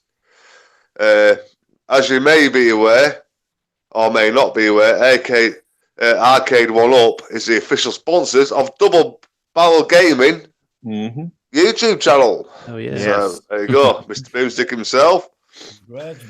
They exploded into the scene in 2018, and now here we are. The new lineup is Mortal Kombat, Final Fight, Space Invaders, Golden Tee, which is a golf game, by the way, Karate Champ. Who's looking forward to the new lineup and who's buying the actual machines? Jago, we'll go with you first because I know you've got a one-up arcade machine. Yes, I do, sir. The Street Fighter machine sitting right beside me with the official Street Fighter. I'm waiting for that plexiglass cover because I stopped playing it once I started noticing the wear. So I'll come back in here and play it once in a while, but I'm not trying to make it any worse for the original paint or whatever. Are you telling me you've got wear and tear already? Well, it's just the paint rubbing off, And Arcade One Up has learned their lesson. And sometimes you have to learn a hard lesson, especially with a startup company like they are. But for the future iterations of the Arcade One Up machines, they will be packaging the plexiglass cover in the box. So, but that being said, Final Fight is supposed to be released. I'm looking at it right now. In February. There's no concrete actual date for February, but Final Fight comes with Final Fight 1944, Ghosts and Goblins, and Strider. Ghouls and Goblins, no, Ghosts and Goblins is what it says right here. But I do want to get it, but it's just depend on my funds. Because I'm a huge Final Fight fan of 1944. Who hasn't played that if you're old school? Yes. Ghosts and Goblins and Strider. I mean, what can you say? They're all awesome games. Space Invaders, I'll pass on that because it's just Space Invaders in color and Space Invaders in black and white, and I played the crap out of that game. Yeah, it seems a bit extreme for an arcade console. Yeah. I think that's a waste of time in my opinion because I played that game back when I was like 8 on the Texas Instruments computer back in the day. Calculator. Pretty much. And then Golden Tee is supposed to come out, and Space Invaders is supposed to come out in February as well. Golden Tee is supposed to come out in June. That's got GT Classic 01, Golden Tee 2K, Golden Tee 99, and Golden Tee 98. I could give a shit about playing golf at home or in real life. Too physical. I work enough. I'm not coming home and it's like I go to work. That's my exercise. Yeah. And then they got supposedly. But not supposedly their release date for Mortal Kombat is September. None of these, they have months but no dates. There's Mortal Kombat 2, and Mortal Kombat 3. That is a day one. I don't care if it's Mortal Kombat Ultimate, isn't it? Yeah, but it's Ultimate Mortal Kombat 3. Yeah. That's a day one for me because I've seen a bunch of footage from CES and it Looked just fantastic. looked fantastic. How much are the one-ups this year, guys? So $299. They were supposed to Arcade One Up actually set the price for $399, but Walmart did what they wanted to do and set the price to $299, and everybody followed suit. And now if they raise the price back to $399, I think they'd be full. So I think you're going to see $299 for the Arcade One Up machines. And then in September, you got Karate Champ coming, and I know Graphic God, we were talking on Retro Renegades last Tuesday. Yeah. He's a big fan of that. So it's got Karate Champ, Bad Dudes, Burger Time, and Caveman Ninja. And like I said, that's supposed to come out the same month as Mortal Kombat. I want the Karate Champ cabinet just because of Bad Dudes. I played Karate Champ, whatever. But I know for sure I'm going to be getting the Mortal Kombat cabinet. And for you guys who don't know, I've posted a shit ton of pictures on Twitter. They have the wallcades and the countercades. And I heard the countercades going to be like $150 and the wallcades were going to be like $180 or something. So, I mean, if you don't have the room in your house for a it's not full size, it's 3/4 scale. It's close enough for me. Yeah, but you can buy that thing to go on the bottom, can't you, Jago? Yeah, the stand or the riser stand. or whatever they call it. Yeah, it's the riser. Yep. The riser. And then if you haven't been paying attention, they haven't announced it yet, but the Mortal Kombat cabinet had a skinned riser. The Final Fight cabinet had a skinned Final Fight riser. They have, but it's not been announced. And then they have a cocktail table it hasn't been announced, but it was all over the news that it was Street Fighter themed. And I had a lot of people ask me on Twitter, what is that? I could tell they were younger because they'd never seen an arcade like that before. And I had to explain best to them as I could. And then there was a Street Fighter cocktail cabinet that had 12 games in it. Like I said, it hasn't been announced, but it had 12 games in it. And let me see. Where's it at? It's right here. You're on Google. The game, the cocktail cabinet that had like 12 was right. The first Street Fighter Champion Edition, Street Fighter 2, Hyper Fighting, Street Fighter Alpha 2, Street Fighter 3 New Generation, Capcom vs. SNK, Fatal Fury 2, Darkstalkers, and sequel to Darkstalkers Night Warriors. And there's something else at the bottom that I can't see. And then they also got, wait for that announcement, but because it hasn't officially been announced yet, but they also had themed stools as well, like a Mortal Kombat stool, a Pac-Man stool, Street Fighter stool, and then they have all kinds of like separate light up accessories. But they also have like separate light up marquees, like your home arcade. Yeah, like and then plushies and like license plate looking things and backpacks, and That's cool. This year is going to be huge for Arcade One Up. Absolutely, yeah. I agree. It's like obviously it's out of my price range. I can't do shit. I've got 3 kids and a wife, so I'm fucked. You know what I mean? They deliver to the UK anyway. Those Arcade One Up machines cost a shit ton in the UK. Yeah, I was going to say, do they deliver to UK, or are they based in UK as a branch in the UK, or? I don't know. But I looked on eBay. They're like 450 quid. Fuck. Oh, that's probably people shipping them over and selling them, maybe. Yeah, and then you probably just get the picture of it. You know what I mean? Or not the actual thing. Yeah, exactly. Yeah. I'd rather just play an emulator, mate. They're screwing you guys out there. Hey, so Shady, are you into this Arcade One Up and that? Are you all for it or what? I mean, they are certainly appealing to the nostalgia addict in myself, big time, man. But to be honest, the cost is high for me. I would rather save up maybe a bit more and go and get a nice 4-player cabinet that lets me, some may call it shady, but check the name. I'm so shady that I can run every single ROM off of back in the arcade. That's what I would do if I were to go this route myself.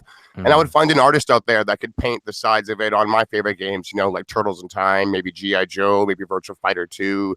I'm not sure, but I think I would go that route, as I could see myself maybe picking up one of them. It might be the Mortal Kombat one, maybe something. Absolutely, yes. I'm glad you said that. Yeah. But I don't think I could go more than that. Now you're paying a lot of money for the same hardware over and over again. I mean, let's be real here. These games aren't worth $300. It's the arcade part of it. That's the cost. That's right. It's that experience. Yeah, definitely. And I feel that to drop that kind of money over and over and over and over and over again, would be too much for myself, of course. If I was building a basement arcade to impress my bros, this is the way to go. Yeah. But I would just try and find one myself that's a 4-player one that I could ROM up, if you will, and yeah, leave it at that. So shady out, but I had cool stuff. Wow. And there's supposedly Maybe we've got to say on that, because obviously in sponsorship of your channel and that, you know what I mean? Yeah, Boom, have you got them all lined up at home? No, unfortunately, I listen. I live in an apartment, so there's limited room, but They're in storage. Yeah, I only have one, which I'm actually going to be building the tomorrow. Rampage cabinet, right? Yeah, the Rampage one. I'll be doing an unboxing and review. It'll take you about 45 minutes, 40, probably 20, between 35. No, it'll take you 20, Boom. It took Jago 45 minutes because he was knackered from work. No, I did it in like 2:00 in the morning because I couldn't wait. I was like a kid on Christmas, so I woke up and I was like, I'm opening this damn thing. No, I actually love the fact that the bigger these arcades out for old school gamers and that. I love that fact. You know what I mean? But end of the day, it's money as well. So when you're paying for consoles and subscriptions and that, it's to the people that have got the money, or like Jago saved up for it and bought it. You know what I mean? It's a luxury at the end of the day. Yeah. You know what I mean? I was actually lucky. They worked out how to do an outrun when I bought it. I was actually lucky, Des. My wife got it for me for Christmas. I just opened it early. Yeah. Do you want a wife swap? You know what I mean? No, they're doing a real good thing on that. You know what I mean? But definitely, it's an expensive fucking hobby as it is. So. I forgot to mention too. What's promising is the golden tea cabinet actually has a light up marquee, so that's probably something they're going to implement in these next runs of arcade one-up machines. I hope they make light gun games. You know what I'm saying? Oh, that would be awesome. Well, yeah, you got CRT monitors and shit. I said that on Retro Renegades last Tuesday. I was like, what if they come out with I don't remember what exactly it was called, but you guys remember it. It was a Terminator game that had like Uzis used as controllers. Mm-hmm. Yes. What if they came out with it would be all over that like white on rice? I'm telling you. I must admit, if there was a like you say, an outrun one with a steering wheel, I'd be very interested. Hey, Dad, I got one for you. Outrun. What? Hold on, bananas. He just said outrun, monkey. Yeah, I know he did, but no, I'm saying with a steering wheel and all that shit. You know? That's right. Deluxe racing cabinets would be insane as well. Yeah. That would be awesome. Definitely. Your at-home version of Afterburner? Nice. Yeah, I was just going to say Afterburner. Definitely. The whole thing moving around. Yeah, definitely. Virtual Fighter, man. Virtual Fighter, too. There's so many great ones. It did just out of interest, because like I've spoken to Daz about this before, but like in the UK, you can't find an arcade to save your life. Like I'm wondering what it's Not like unless you want to pay like $2,000. Where even for that one would you sub-ski? Where would you go? Out of interest, I looked like a year or so ago on eBay and I just found one. Yeah. I mean, I mean an arcade arena of arcades kind of thing, like just like a retro no more arcade. Cleefals out in the baby, they've all gone now.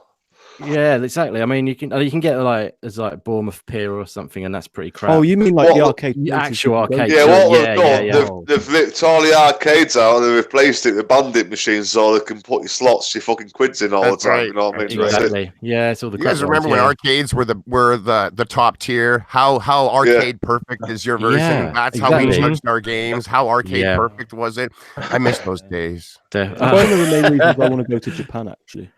Oh, right, yeah. That's one of the reasons why I want the Mortal Kombat machine so much, Shady, is because I never got to play the actual Mortal Kombat 1 arcade version enough.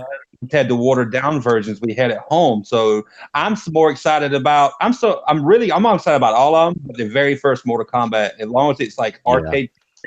And that's one reason there's going to be a day one buy from me. I have to even have to tell the old lady, I'm like, sorry, I'm getting more comment to me. It's nothing the rent's going to have to suffer with this one. Nothing personal. Mortal Kombat 1 was my favorite. Yeah. That would be awesome. I must admit, I did prefer Mortal Kombat 2 to the first one.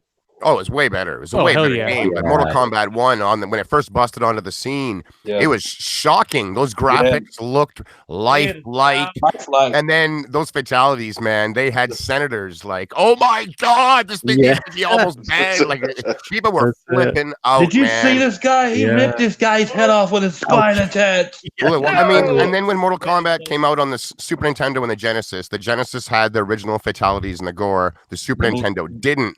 And the sales difference, difference between them were so big that when Mortal Kombat 2 came out, that was the very first game on a Nintendo platform that had red blood spilling everywhere. It was the best version at the time, and I mean their sales were way bigger because of it. Like just because of the violence alone at that time, it sold so much more on the Genesis, and then that was the first one that convinced Nintendo to grow up a bit. Yeah, Super Nintendo was the arcade perfect version, but all they had was sweat coming out of them. They said Dreamcast was the first console to authentically bring the arcade into the living room, and yeah, I agree. It was. I actually played the first Mortal Kombat on the Master System, and that was a pile of shit. You'll notice that when the Dreamcast came out, that was around the same time that arcades started to really die. So it was once consoles were able to reproduce and then actually go above and beyond what they were able to put into the arcades. We were done with them. And it's not, that's probably a good thing when you think about it, because those games were built to take your money. You weren't supposed to be able to beat it in one play. You were put your money in and they wanted you to lose within 2.5 to 4 minutes and put more money in. So we're all complaining about microtransactions today. When us old school guys just gaming, old school. Yeah, it's like we were in the arcades getting greased with games that were built to kill you, man. So like this is nothing new to me. I'm sorry to see it's come back a little bit, but it's nowhere near as bad as the arcade ways. One thing we didn't realize when we were younger, like how hard Mortal Kombat or Mortal Kombat 2 or 3 especially was the computer was reading your input. You're like, how did he know I was going to do that? And well, it would let you beat one guy. He almost stood there and got beat on. And then when you beat him, the next character was virtually indestructible. Yeah, destroy you. So you could have to put your money back in to continue. And then he would stand there almost again and just get beat on. And then the next guy above him would destroy you. You again. You could tell that it's built to steal your money. Take your money. Yeah, it sucks. Yeah, but it's like everything else in the world, isn't it? It's just the money come. You know, right. You know, well, has anyone else got out to say on this? Speaking of consoles are doing arcade machines, I reckon it'd be a decent idea for Arcade 1UP to just sell like the box, so you could like put your Xbox or something inside it. What other games they're thinking of bringing? NBA Jam is supposedly coming, and the Teenage Mutant Ninja Turtles and the Simpsons and the X-Men. I've seen that on the internet. I can't remember where I found it. I saw it on your Twitter there, where you've put where there's a little in the background arcade, isn't there? Just sort of pointed out on the NBA Jam one, I think. Yep. And so I know because I saw that NBA Jam I saw NBA Jam in the list as well. So and I saw the Simpsons, the X-Men, and the 2 Ninja Turtle games in the same list. So I know that that's coming. And they're supposed to be announcing some new arcade titles at E3 as well. So is it the X-Men? It's like the 4-cabinet one, or is it just 2? I'm not sure, Monkey. I haven't seen enough on it. I mean, right now I think the biggest cabinet that's got the most controls on it is I think it's three control arcade controls. Yeah, that's the Rampage cabinet, right? Yes. Yep. Yeah. Rampage. All I can say is Capcom, Arcade 1UP, Ghouls and Ghosts, baby. I'm on about the original. You know what I mean? Oh yeah. Brilliant. I love Ghouls and Ghosts. Like I said, it's gonna be interesting to see what they do. But let's move on to the next topic. And I think I'm gonna bring up this one because Daz and I talked about this. You guys have heard of Ready at Dawn. They are the makers of the Order 1886, and it appears that they are staffing up, and in a story that I pulled from PlayStationLifestyle.com, they are staffing up, and it's a big hiring spree to do a new AAA third-person IP. Now, here's the thing: there has been talk prior to me reading this story about Microsoft buying a Sony company that made games for the PlayStation brand. And I got to be honest with you, you know, they are really staffing up. I have the actual graphic in front of me. They posted this, I believe it was the 3rd of January, and it's basically an open positions for engineering, design, art, production, and they're looking for people in Portland for their dev team. And it looks as if there's at least 15 to 17 positions they're looking to fill. So they're really ramping up then. How many? Well, I mean, at this point, we don't know what's going to happen. But here's the thing: you know, Microsoft is in a position now where the checkbook is open. They are spending money, and they're trying to fill gaps in their first-party portfolio. And I think Ready at Dawn is that company. Now, listen, I know someone was talking about just beating the Order 1886. I absolutely loved that game, Sticking Corpse. I thought it was fantastic. Sure, it may have had some boss battles that were a little blah, and some of the the gun mechanics weren't as great, but the story and first of all, the graphics, even in today's standards, it's still one of the best looking games. Yeah, absolutely. And I have to agree that if Microsoft were to be possibly purchasing this company, I think they would do well. Sticking Corpse, I want to go to you first on this, dude, because you obviously just played the game. You just beat it. Do you think that if, in fact, Microsoft decides to purchase them, would this be a good one for the first-party brand? I don't see why it wouldn't be bad. I would like to kind of maybe see them do that. But yeah, like you touched on, for the game that came out in 2015, the game is beautiful looking. I was really surprised by it, but yeah, I mean, once I saw that in the DM about that, I didn't know anything of it. I knew, like you said, there's been talk of Microsoft trying to possibly buy a Sony, trying to think the word, studio that made games for them. And then seeing the 1886. Well, I mean, right there, I mean, that I don't know who or how many people were in that studio when they did that, the Order 1886, but they obviously know how to at least work the PlayStation, because the graphics were, I mean, they're beautiful. I mean, I've just got the Slim. I don't even have a Pro, so I don't even know what hell it even looked like on the Pro. But still, it looks beautiful. It's phenomenal. Oh yeah. I mean, just by itself. The game was a launch title. We have to remember that. And True. I believe, well, yeah, ish, because it wasn't actually a day one. It came out in the window. Mm-hmm. But I have to say the team is talented. Now, I don't know what they've done since then. I know that we're never going to get a sequel to the Order 1886. No. And I completely understand. I'm devastated because it left off on a huge cliffhanger. Yep. And there's room in that world to tell different stories. But I want to go to So Shady on this, dude. Listen, Microsoft, we've heard from several of the so-called insiders, guys like Brad Sams, who I have a lot of respect for, and Clobriel, who constantly is dropping Xbox knowledge on Twitter. I've heard from other sources that that they may be picking up 2 to 3 new studios in 2019. As an Xbox dude, which is what you say that you are, and we all know that you are. Would you be happy with this purchase if they were added to the first party team? Yeah, I certainly would. I mean, I didn't get a chance to actually lay my hands on the game, but I watched it in its entirety on YouTube. And I think I actually had probably a better experience than some of the guys that played it, because from what I hear, the gameplay wasn't quite up to par, nowhere near as up to par as the graphics, which were insane. Yes, they looked fantastic, and the story was really good. It was a good story. So they were my pick when it came to studios that have worked exclusively with Sony so far in the past, but are still independents over the other ones that have been brought up at the time.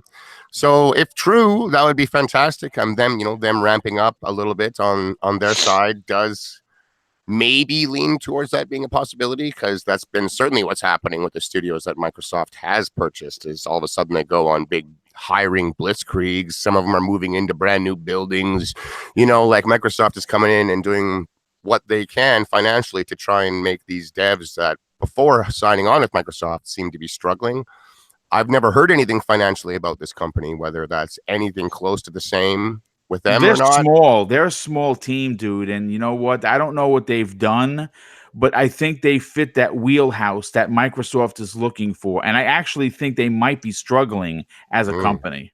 I see. Well, then they seem to fit the same pattern as the last ones, and this would be a great pickup. I think, you know, once you take away that stress of money from an artist, I think they're likely able to do probably their best work because they're not worried about bringing home a paycheck next week. They're focused on the things that they enjoy doing. And I'd really like to think that when you're a game developer, you got into it because you love gaming. It's not because you're looking for a paycheck and that's it. Like, I really hope it don't matter if it's skin or not. You still keep doing it. You know? That's right. So when you can take that stress away and then start to really fund what these guys' hopes and dreams were, because I mean, in reality, all the stuff we see in games, all of it costs money, every single bit, whether you're paying an artist an hourly wage or you're paying some sound designer to make it so when you walk through the water, it has splashy sounds. Like every single thing that we see costs money at the end of the day. And if Microsoft can help out and help these guys deliver something, I can really imagine what they would be able to do now with their talent over there, because they do have some for sure. I absolutely agree. It's like any game you play, we play it for the fun factor. It's a game, but you've got to think of all the heartache and shit they've gone through to make that game. I absolutely agree with that. There's so much. That's why I take my time. I've never understood the guys that like they put up the checkpoint and then they just run all the time right to the checkpoint. Like when I play Batman, as a quick example I've used before, I don't run around the world. You know, my Batman isn't on a jog all the time. I stalk. I walk. My Lara Croft, when I play Tomb Raider, she walks a lot. I'm not always running. I'm taking in these games' beauty. I'm playing in the water to see what the splashes look like and the mud footprints. Looking around surroundings. That's right. Like, do the bushes and stuff move when I go through them. Like, I really appreciate what these games have to offer, and I try and just tear them apart and see every little nook and cranny. I've always done it with my games, and I still do today. To the detriment, I don't beat every game anymore because of that. They end up turning into 300-hour campaign, but I enjoy myself, man. I get right in there. Nice. Absolutely. Nice. Hey, UK Dazcast, you want to add anything to this in regards to them possibly being purchased by Microsoft? Because obviously we know that they're still, fattening that first party division, and I think this would be a good fit. At the end of the day, it can only be a good thing if it happens, boom. You know what I mean? So, you're right, though. Yeah, the more studios, the better. The more studios, the more games. It's like they've acquired enough as it is, but why not have one more there? Yeah, I think they're being smart, aren't they? They're trying to find people who are slightly on the downturn a little bit at the moment, who've still got a lot of quality within their team, and they'll be a perfect fit, probably. I think from what they didn't specify whether they were working on a new IP or not. Yeah, they're a small team. We don't know. I looked up for more stories regarding Ready at Dawn, and there was nothing to be found. So I don't know if what they're working on is something Microsoft saw, like they did with In Exile and Obsidian, and they're like, okay, yeah, we got to get this as an exclusive, or not. But it certainly fits the criteria of what Microsoft, or how Microsoft has been going about getting these studios. If these guys, a small team like they are, if they did what they did with a new IP like the Order 1886, and how graphically, how astonishing it looked at the beginning of the PlayStation 4's life cycle, it would be phenomenal for Microsoft to pick them up. I know a lot of people hated on the game because it didn't have multiplayer, whatever. You know, I'm a single player game guy first, and the lore and everything they stuck in that game. I mean, for Christ's sake, you had Nikola Tesla making your freaking weapons. How cool is that? Yeah, that was definitely cool. And then they had the Order were descendants of the Knights of the Round Table. Yeah, great story, dude. That's amazing. And then they had, you were fighting werewolves at times, and then they had something about I can't remember exactly, it's been so long since I played it, but had some vampire mentionings in there. Yeah, I mean, imagine what Ready at Dawn could do with the money and the muscle behind them, with Microsoft behind them, with all the resources that Microsoft's got. Yeah, imagine what I could do. I bet they could make a good Perfect Dark game. Sure, absolutely. That would actually be. I don't think anyone's interested in Perfect Dark, to be honest with you. Oh, I am. If they market it right, you could get interested in anything. Yeah, I think order. Well, in today's day and age, the narrative is because Sony started 1080 makes you a better gamer, and you got to have better. You got to 4G makes you a better mobile player. Well, and then you got to have the pretty. You got to tout the looking over here, the 4K, how pretty this game is, and there's a lot of casuals which push. With the HDR turned off, fucking awesome. Yeah. Well, there's a lot of casuals that have propped up the Sony brand, and I'm not knocking Sony because I've supported every Sony console, but just the sheer magnitude of how good or how much more that studio could do with Microsoft backing. It's limited. It's unlimited. Now look at what Ninja Theory did with Hellblade and that tiny ass team, and now they got the backing of Microsoft. Come on now. I mean, listen, again, money definitely helps. You got to remember, these are people. Sure, the developers, they're very talented, they're very intelligent, but at the end of the day, they are people.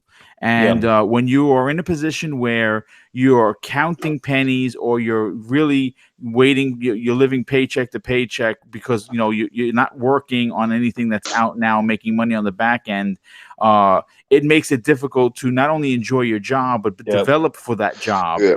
And having the muscle of Microsoft's financial backing would be a big deal. It would be a big relief to them, and they would be able to probably put something together as gorgeous, maybe even better looking than the Order 1886. But listen, this has been an amazing show. We're almost on 2 hours, and because we have so many minutes people, to go. It's going to take at least the last 10 minutes of the show. This was a great way to kick off the rebirth of the inaugural episode of the Dazcast on Boom's channel. It's still shocking to me, but hey, listen, Daz, you know what? It is your show, my friend. Take it away. Do the outros, my brother. Yeah, cheers, bro. It's much appreciated you doing the fucking thing on your channel. I know it's a big risk because it's more adult than anything. No, it's okay. Listen, dude, you know what? People, listen, everyone knows what the Dazcast is. It is an adult. It's not X-rated. There's a little cursing in here. But it could be Bibles. Well, I mean, we want to keep it to at least an R and not get a mature rating in here. Yes. Then, I quite think I've done pretty good today, seeing that it's been my birthday and I'm still talking, so that's all right. Daz hasn't turned his webcam on. No, I have no. Oh, fuck that shit. Oh, you should have done. Right. Anyway, cheers, everyone. Much appreciated. It's a pleasure to do the Dazcast on Boom's channel. It's fucking awesome and all that. So I'm a few beers in now, so I'm getting stupid. Yeah, we can tell. Fuck off, Burskate. Right, anyway, in the gamer, baby. Congrats on being a full-time member. Thank you for having me. Yeah, Mom. I know him when I see him. Where can we find you, bro? You can find me on Twitter with the I'm gonna get this right this time. It's basically at indie_gamer_01. I really appreciate a follow on there, and I'm just about having a good time with good people and chatting games, and there's a lot of those kind of people in this chat right now. So love all of you guys, and feel free to follow me over there. I also have a YouTube channel, which is very much in its early stages, trying to build up at the moment. It's been working 2 weeks to do one video. A second video as well. No, I've been a little bit ill, so like I said earlier, but it's coming together. A video should be out in the next few days. A little video for you guys if you wanted to nip over to my YouTube and give me a sub there. I really would massively appreciate that. But thanks so much again. You guys are all awesome. It's absolutely the best bunch of people I could possibly ask to hang out with, really. So thanks, guys. Brilliant, good time. Don't make me cry, Andy. Shut the fuck up, Jager. Awesome in the game. Cheers, awesome, guys. Baby.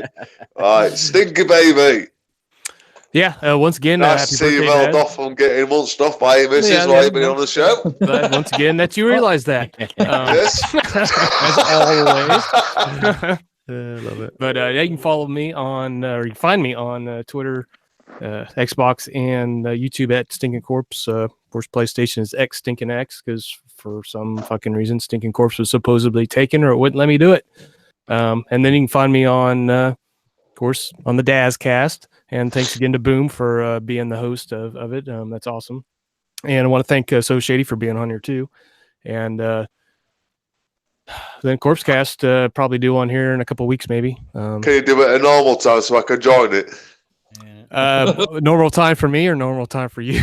Normal time for me. Normal time is late for you. So. About fuck off. About 11 p.m. my time, if that's all right with you. Yeah. I can accommodate that. Yeah. Yeah, just beat your missus out for a day or something. You know what I mean? Yeah. We'll cool. Figure something. I'll have to work something out. But yeah. Awesome. And then whenever I can, if I can get back onto the game dosage, and whenever there's WDFC, whenever Ooh, the fuck.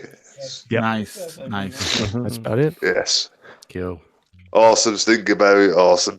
Broski, you fucking sausage muncher, mate. Can we find you, bro? You have no proof.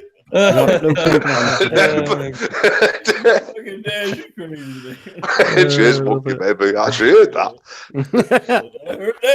It's the one time we can hear him. Is when he's talking about me eating sausage. That's it. Yeah, you can find me on Twitter at. What's that? Sorry. The first time I heard you all night. Huh? keep it going, broski. Keep it going. Yeah, you can find me on Twitter at Skobsky117. That's about it. Cool. Jago, baby. Yes, sir. Where can we find you, bro? You can find me on the Dazcast once a month. Shout out to Boom. Thank you for doing this for us, brother. Really appreciate that. You can find me on PlayStation at my old gamer tag because Sony's got issues with changing your name, and then you're fucked either way. So, but my old gamer tag goes there. $7.99. Yeah, and then half your games won't work. So no, I'm good. You can find me over there at Tuscany34. You can find me on Xbox Live, Twitter, Instagram, and YouTube. Believe it or not, all at Diego Kukin. I have a little tiny YouTube channel, and that's where I was streaming last night to show Supersonic my skill saw. But much appreciated. Much appreciated to everybody in the chat, and appreciate So Shitty for jumping in with us tonight, man. Appreciate that. Yeah, absolutely. Right, Monkey Baby. You guys can find me on Xbox. You can find him in space. Find me in Jupiter playing Xbox Live and giving Daz a shit every time. And you can find me on any place I want to be at. Sweet. You sound as very mellow as Broski does at the moment, but there you go. He sounds even higher than I am. Hey, Monkey. Yeah, he's just fucking gone. Right. So, Shady Bro, thanks for coming on Dazcast. I really appreciate it. I've been trying to get you on for a while, and here we are. That's right. It has been a while, and I thank you again for the invite, especially on your birthday. Once again, happy fucking birthday, bro. I hope it's been good and continues to be good for the remainder of your night. I believe it's late over there where you are. So it's actually not his birthday anymore now. Yeah, it's not my birthday anymore. It's been 57 minutes beyond my birthday, but I can carry on the celebrations. Oh, wow. There you go. So, fuck it. And shout out to the panel. Thank you so much, guys, for having me on the show as well. You were a very welcoming crowd. I love coming on, talking games. It's what I do, man, in my free time, anytime. I love it. And if anyone's looking where I can be found, I can be located at the Sesh Empire. One word on Twitter. That's where I reside. I am the mouthpiece of the organization. Feel free to send me a DM, a follow anytime. I'm just So Shady. 2 words on Xbox. Same deal. I hope everyone has a great remainder of their weekend. I'll see you out there. Peace. Nice. Awesome. Right, Boom, bro. I know you got like shitloads of shows going on. Where can we find you, bro? Well, real quick, very easy. You can find me on Twitter at MrBooMStickXL. DM is open to all. And of course, if you're interested in a channel that deals strictly with live content, I have 3 live shows a week. One is, of course, Breakfast with Boom. The other one is the Xbox Factor podcast, and the one on Wednesday with Salty, which rotates from his channel to my channel. We take turns with that. Is the Gaming News at Noon with Salty and Boom. Check those out. And yeah, listen, it was a great show. Great way to re-energize the show. Get everyone have the idea that it's going to be on a different channel, but at the same time keep it as everyone knew the Dazcast would be, and that's a big deal for me because obviously you want to retain all the originality that this show is, and everyone enjoy the rest of your weekend. Absolutely, yeah, it's been a blast. I can't thank you all enough. Thanks to everyone in the chat that's checked it out. Everyone will check it out later. You know what I mean? And have I got everyone? Primal's in. Hey? Primal's just nipped in. That's it, a Primal, baby. This is not a time or place to do this. Private DM, yeah. I'm still waiting for that birthday present, maybe. You know what I mean? Yeah, much love, peeps. Much love, everyone. Yeah, I've been a bit rusty. I haven't done a live show for ages, but it's been a pleasure to do the Dazcast for the first time in 2019, and we'll see you all next month. Next month. Yep, absolutely. Have a later, fantastic night, everybody. Later, guys. Cheers.